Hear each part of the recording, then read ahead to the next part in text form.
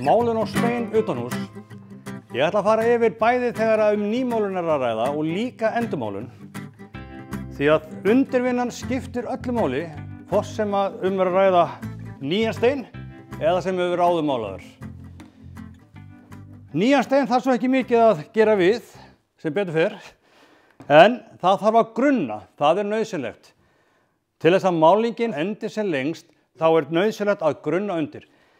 Við erum hér með grunn frá Jötun, sem er akrílgrunnur, vatnsþinnanlegur, er fljótur að þorna, en hann bindur mjög vel, gengur mjög vel inn í steinin, bindur undirlagið og kemur í veg fyrir það að raki gangi inn en hleypir raka aftur á móti út úr steinunum.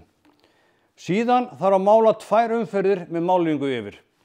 Við erum með 2 konar málingar. Við erum með okkar húsasmíðimálingu sem má segja að sé svona hefðbundin máling, virkilega fín máling, en hefur ekki sömu endingu eins og okkar aðalvara. Það er Jötunmálingin sem heitir Jötun múrakríl. Bindiefnin í þessu er einfaldlega mikið sterkari, enda er hún dýrari, en hún endist að minnstakosti helmingi lengur.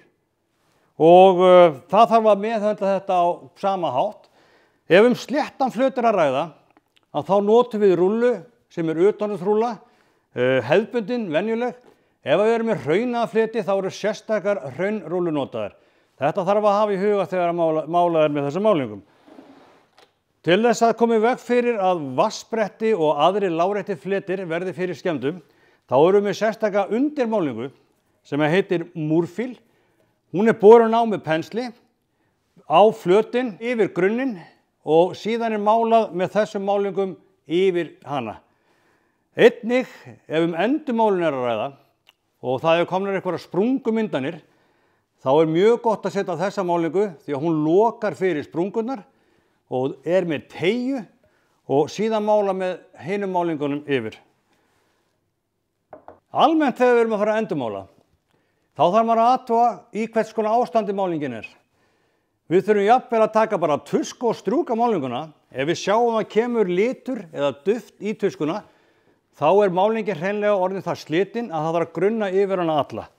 Og þá grunnum við með grunnunum yfir alla gömlu málinguna og síðan málum við 2 umferðir yfir.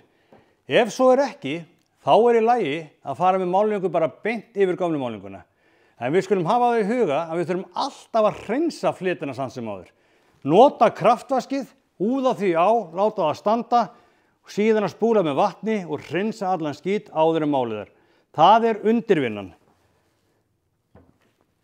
Allar nánar upplýsingar og fleiri upplýsingar ef þið viljið komast að meiru varðandi þetta, þá farið þið bara inn á húsa.is eða þá bara í næstu húsasmíðuverslun og talið við starfsfólkið þar og það veit ýmislegt þetta.